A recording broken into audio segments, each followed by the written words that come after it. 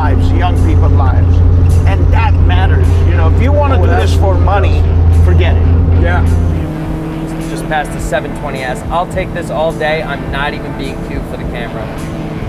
What Mano and his team have done with these cars is it's incredible, honestly.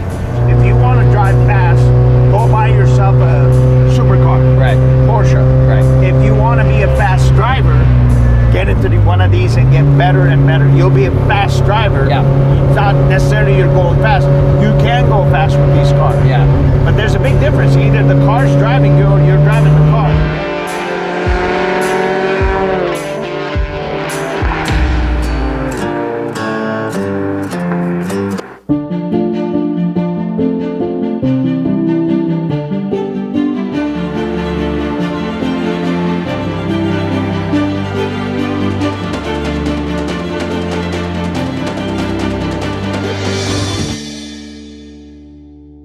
Welcome back to the Audrain Museum Network. Our scenery is a little different today. We're heading up Angelus Crest with Mano of Modified BMWs. Mano, thanks for joining us. Thank you. Thanks for loaning us these beautiful cars. You know, we're really excited to be out here and shoot with some different cars. We have our own collections, but it's always nice to get together with people out here that are building their own stuff and putting their own twist on the classics that we love. And Ben and I are both resto modified kind of guys, and he's a real BMW fanatic, so these cars are just absolutely perfect. We're going up to Newcomb's Ranch, which is very exciting. They do a Friday morning car gathering. If you're on Instagram, you know about it. I don't know what people do around here on Fridays to just go hang out in the canyons, but that's a life I would like to live. So we're going up there in some fun canyon cars. I mean, we're gonna feel out all these roads in a car that's really built for this stuff, you know, right here in this area. I've got the Chiquita car behind me, Steve's driving. If there's ever been a better livery than a yellow Chiquita banana BMW 2002, I'll take your suggestions. So that's what makes these cars so amazing, is because you could do whatever you want to do to it. Basic platform, independent suspension, now dream and build. You can go modern. The next car you'll be driving is more of a modern injected motor, modern carbon fiber. This is period correct. That's what they would have raced back in the days. Now you want to put a big motor, you want to put a 6, you want to put a turbo, you want to get it to 600 horsepower. You can do whatever you want to do to these cars.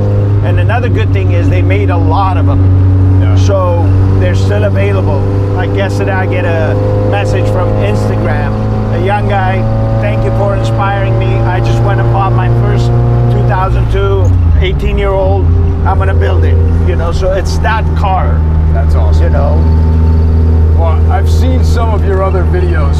You know, Nicole's a good friend of ours, Nicole Johnson's Detour. And you said something in that video that resonated with us. It's that you choose to modify everything. And that sounds a lot like our friend Rod Emery.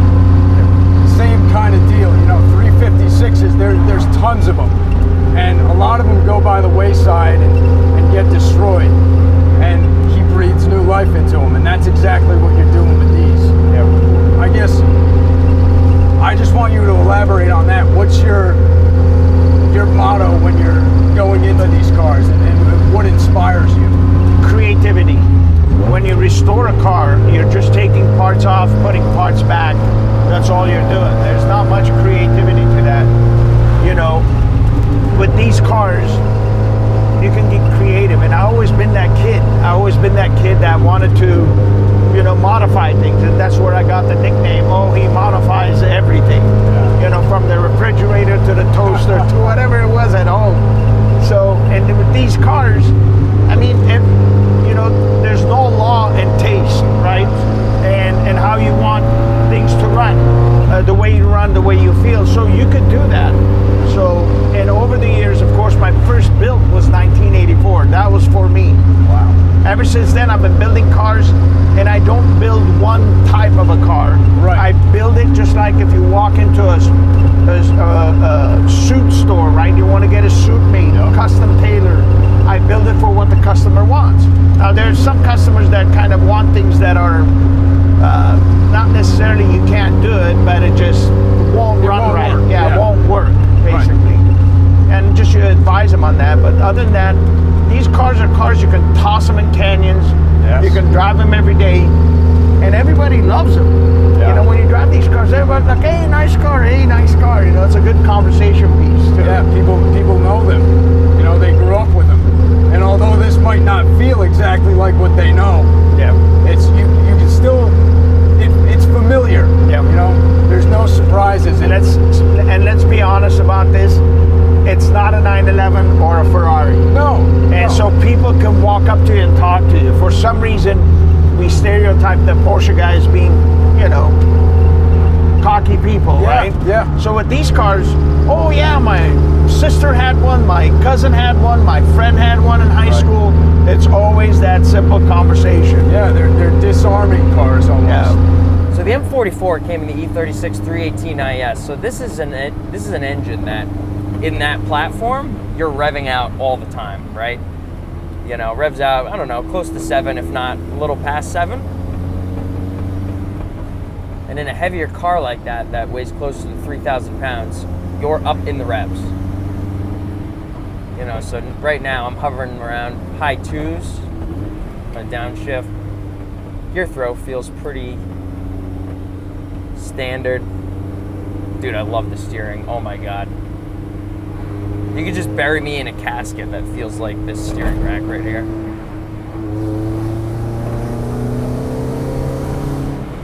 This is on older tires. The other one's on R888s. I'm not gonna go too crazy.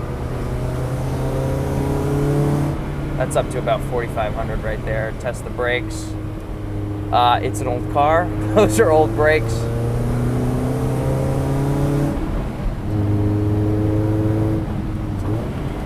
Clutch is great.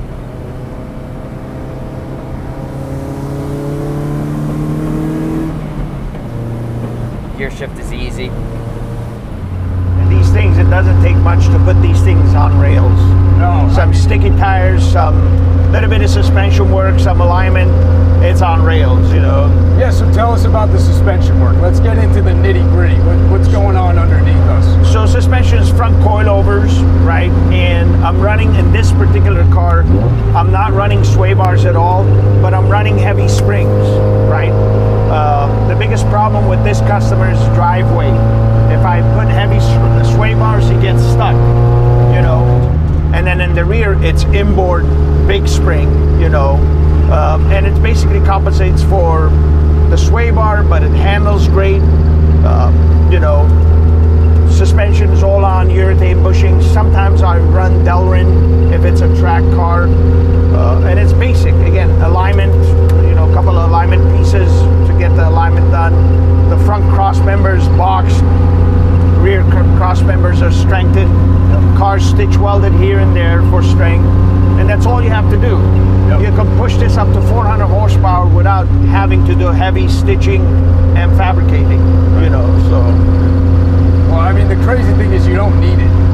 Yeah. With this car, it's so light.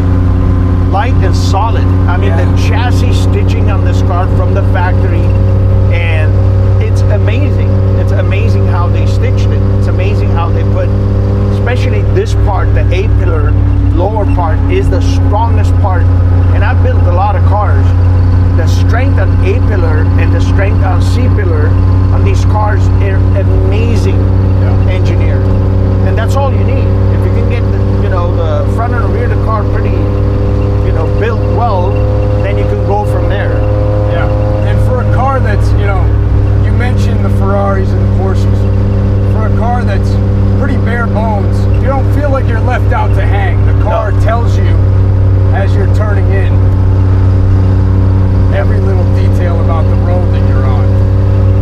And this one, because it doesn't have sway bars, you feel the lean, but then it settles, right? It just leans and it settles. It digs and then in with those get tires. on it. Then that's what it's telling you. I'm settled, now get on it. Still the Oakley's on. Dude, what a road. Oh My God. Now I'm all business. Heel toe. Perfect. Pedals right next to each other. Got some word of advice from our friend David Swift, who's the producer of Big Dog Productions with Jay Leno's Garage. Stay off the yellow line. David, I heard you loud and clear. What's great about this car is it's so small, you can use the entire lane. I've been getting into road biking. A lot of road bikers don't understand how to apex. The more road you use, the better your outcome is gonna be. Oh, I'm flat out, can't keep up with the X2. Look how dumb that X2 looks, oh my God. So, you started your company when exactly? Not your first build, but when did you say, I'm gonna start building these? So when the demand, customers? now,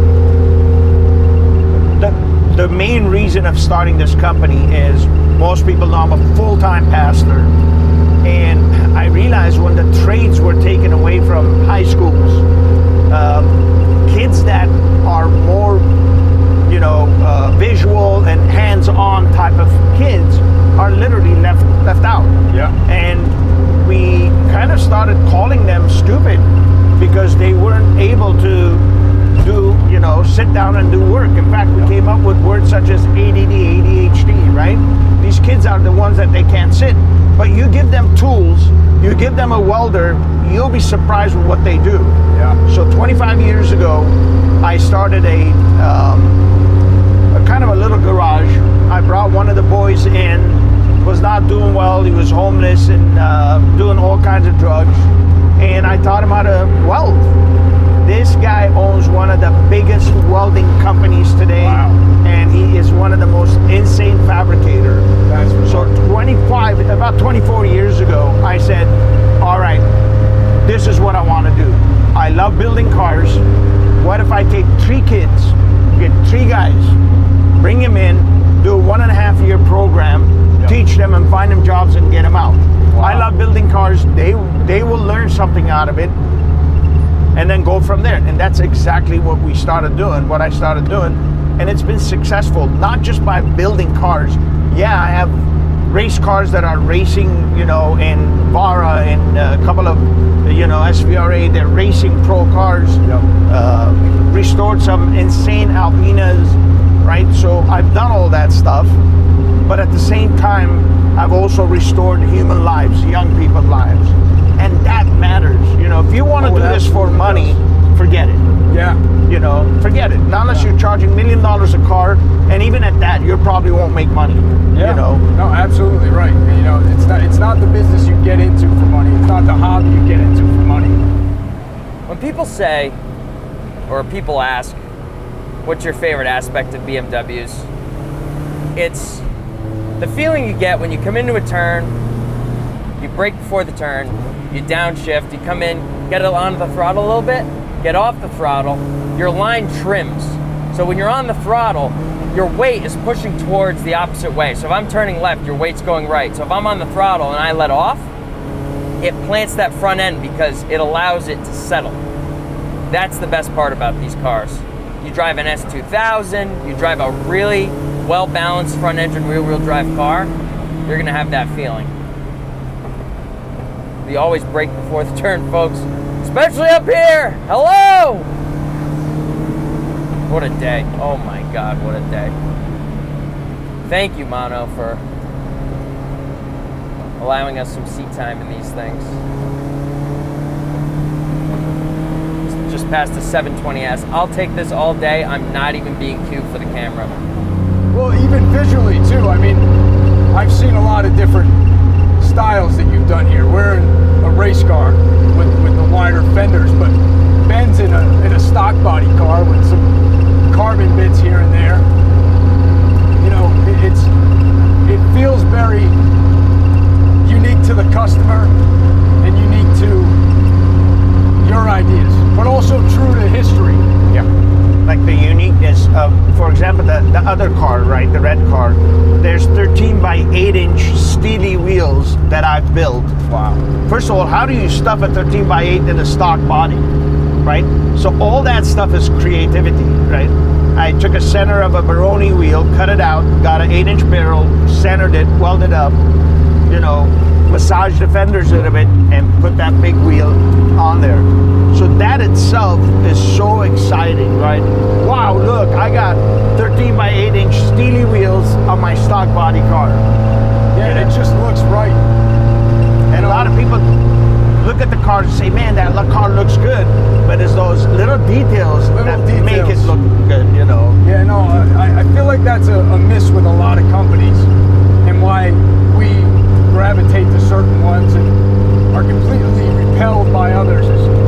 There's certain builders like yourself that recognize, okay, it might not have been perfect back then, but they certainly had the right idea, and you don't need to change everything to make a car that much more special. Exactly.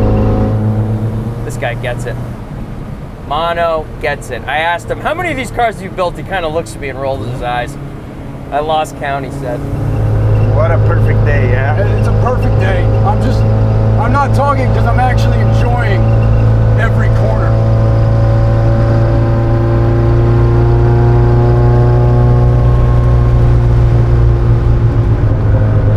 This was it back in the day, you know.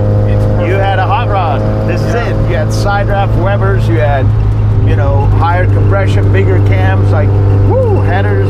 This was it. This was the power, you know, back in the day. Yeah. Well, it was easier for people to get involved. I feel like one way or another we've outpriced ourselves. Yeah. You know, we chase horsepower numbers and we chase all these expensive brands, but at the end of the day, you know, this is what we love. A car that just expresses our feelings. Exactly. And there are people that are, it's about image, it's about, you know, and God's blessed them with a great deal of money, great. This car is for car people that love cars, and they can create their own budget.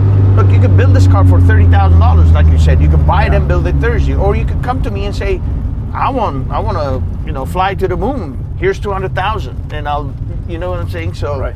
And that's what makes this car amazing. Palmdale, California. Shout out to my friend Ryan from college. He's from Palmdale. You know who else is from Palmdale? Afro Man. We got the police up here. I think they're looking for the big boys, not the little dinky 2002s. That's another thing about this. Everyone's going with supercars. If you've got money, supercar, orange McLaren. Like, that's not fun, dude. It's so much power. What are you supposed to do with that? You know, you get into it like this, coming down the hill, you're going off the edge. 700 horsepower, you give it that much throttle, that's probably a 20 to 25 mile per hour gain extremely quickly. This thing, you lean into it 55, 60, and it's just as fun. Heel toe, bang on. This guy gets it. BMWs are the best cars in the world. First time I went to Car Week, I came back, I'm sitting on the plane. I was almost emotional from the experience I had just being out there and seeing, you know, all the stuff I had seen. I had a realization. All these cars are great. I love all cars. I love pre-war cars. I love muscle cars.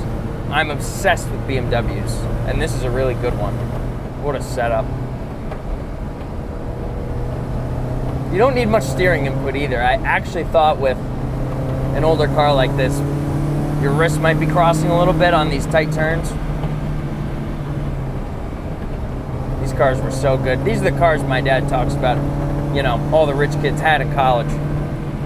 These and TR6s he always talked about. His buddy had one, my dad. My dad's buddy had one of these in college. And he took care of it for a summer and realized, oh my God, this is completely different than the big old American cars his family had when he was growing up. Which really led him to buying an E30 when he had the opportunity to in 1987. The 325 IS had just come out. M20, 2.5 liter, Recaros, the whole lot. '87 was the year with the diving boards, nice IS front valence, and your boy was brought home from the hospital in that car. And that led me to being absolutely over the moon for, I was gonna say all BMWs, but this X2 is ugly. Who is buying these X2s?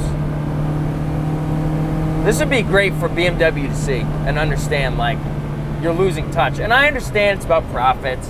People ask me all the time, why do cars all look the same? It's about money. For some reason, BMW is making money with these stupid X2s and not actual driver's cars. What a great car. I think we're gonna switch now. I'm gonna be in little Chiquita. So Ben and I have switched seats. Now he gets a chance to talk to Mano and feel that older style race car. And I get to feel the more modern of their setups. You know, we have a fuel injected engine in here, twin cam, newer, and immediately you can feel that difference. The power's more responsive, but the handling, I mean, it's slightly more modern, but that feeling's exactly there. You can feel the weight. So these, what engine is in this car again? M10. This is an M10, great. M10 factory motor, little bit of horsepower Nice. by pistons and side draft Webers, cam, headers. Nice. So this would be what you would have, what you would drive, what you would build back in the day. What you drove is like, hey, we have modern motors, let's toss that thing in there. Yeah. It's a 5-speed. That's the only thing that's upgraded on this. Okay.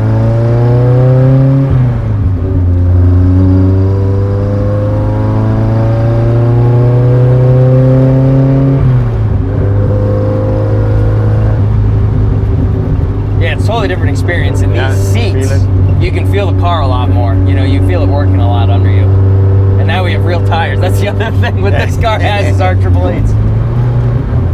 You know, Ben mentioned it, and I'm quickly learning exactly what he was talking about. You know, that older race car has some big Toyo Proxy tires on it. These have smaller width, and it's just, you can start to feel the car come out as you go through the corner, whereas that really digs in. But still, it's so compliant. It's so clear about what it's doing. You can feel every bit of the road.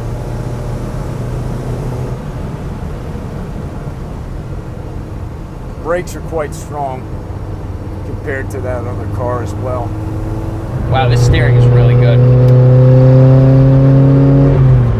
Slightly bigger wheel than in the other car, so you are, you know, managing a little bit more input. I think one of the things is when people watch videos like this of old cars, one thing that will never get across the screen is the smell, which really like sets the environment for what you're doing, you know? You need that hydrocarbon, man. I know, get your brain going, you know? We get a lot of comments from older gentlemen that say young people don't like cars, and if they do, it's stuff like Lamborghinis and Ferraris and Hellcats, God knows what else. But I don't think Ben or myself or Antonio or Sean or even Sam would trade a car like this for something like that. This is what it's all about. We're a little spoiled here today as well. We don't have roads like this in New England. And if we do, it's quite hard to find them. You know, you hear about Angelus Crest and you see it in YouTube videos, but you cannot understand until you're on this road just how special it is. You don't have to go fast. You let momentum carry you through to each corner, and you just glide on through. The car just settles itself. You turn in, and it eats up these corners. You know, you just saw that Lamborghini, I'm sure, and I bet he's having fun. Not as much fun as I'm having right now. Tires make all the difference. Where's the red line on this? This would be almost 68, 69 on this one. My race motors are at 86. Oh my Same gosh. M10. Yeah. So you can live up there above 5, even above 6. You have to live up Yeah, there. right. What could this have felt like? I mean, you drove these for a while. Compared to a big American car in the 70s, this must have felt like a remote control vehicle. I mean, come on. What it was for me, I had a 72 GTO Judge. Okay. And that was it. In high school, Yep. I had it. Then I got my hands on one of these. Yep. And I realized, man, you could literally toss this car in a turn Yeah. and pull out of the corner, and my GTO would take a year to catch up to me. Oh, yeah. And if you put a little bit of power in these cars, they did a lot better than the muscle cars. Yeah. Oh, yeah. Muscle cars, if you love burnouts and go straight, it was great. Yeah. But don't try to turn. No. Right? Not up here. And they're just so usable up here. And I was saying in the other car, you know, I'm getting into road biking. They teach you to use the entire lane. In a bigger car, you're kind of just using what you got. You know, a lot of these guys you see crossing the double yellow lines, it's not good. You know, this car, I can get way wide and still trim the line and have space to go.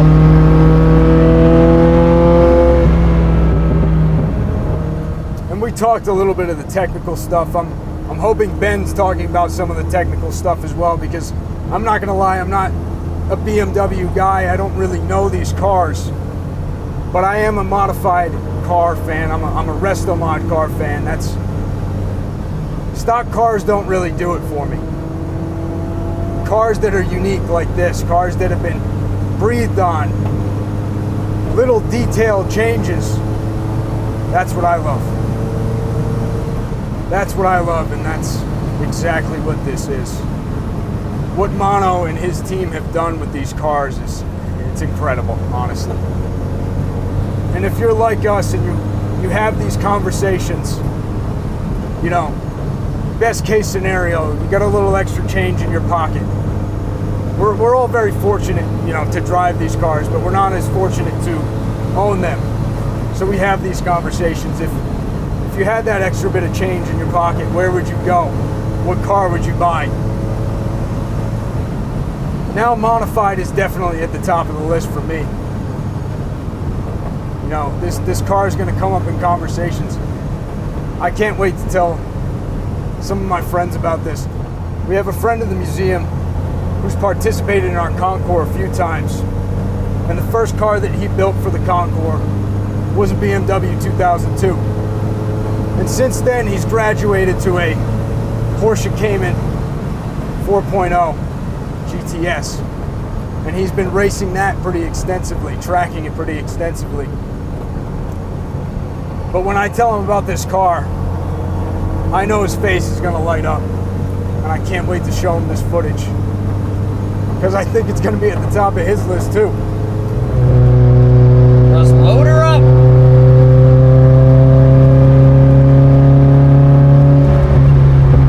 The suspension works so well. I mean, you look at the car when you approach it, and it's slammed on the ground, and you think, oh, there's no way this is comfortable. I could drive across country in this thing. Yeah. Maybe not everybody could, but And it's Sam. yeah. Yeah, I can see what Ben's saying. You feel that understeer, but as our friend Sam would say, it's reassuring understeer. You know exactly what the car is going to do. This car just speaks to you.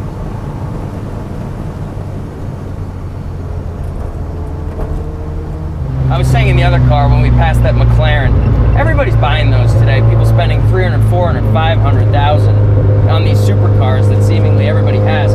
What do you do with it? Yeah. Up here, you're using 20, 30% of it. Yeah, and it's someone else has it. And someone else has it. This 2002 or the other 2002, it's stitched just like a suit Yep. for your taste and for what you want to do. Exactly. And they're all different, you know, so.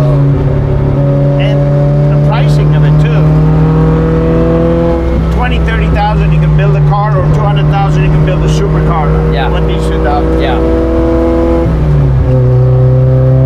But, you know, we're not driving recklessly, but I'm using all the power at times. You know, coming into the turns, you can tell I'm getting off the gas, whatever. But if I wanted to, if this is my own car, you could use 110% of this vehicle, and you're going maybe a few miles over the speed limit. This guy just passes in a GT3 doing 90 miles an hour. He's still not using all of his car. Yeah. You can hear those tires talking. Losing traction, but honestly not losing confidence. The car itself is so tight. You have that mechanical grip.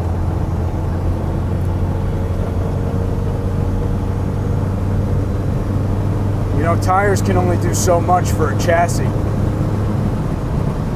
The chassis is where it all starts. And these cars, they're nothing short of perfect. Every bump, every undulation, this car just eats it up.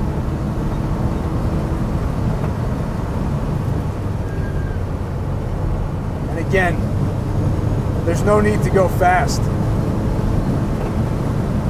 Everything you want is 60 miles per hour or less.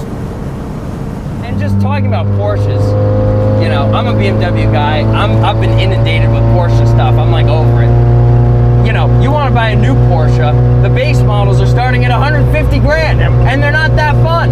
It's like, yeah, they're great, they're fast, they handle well, they're comfortable, they're supple, you know, you name it. But if you want a Porsche, what you really want is a GT3, and any GT3 you want, you know, in any sort of good condition is going to be $200,000, $250,000 before you start getting cute about your options.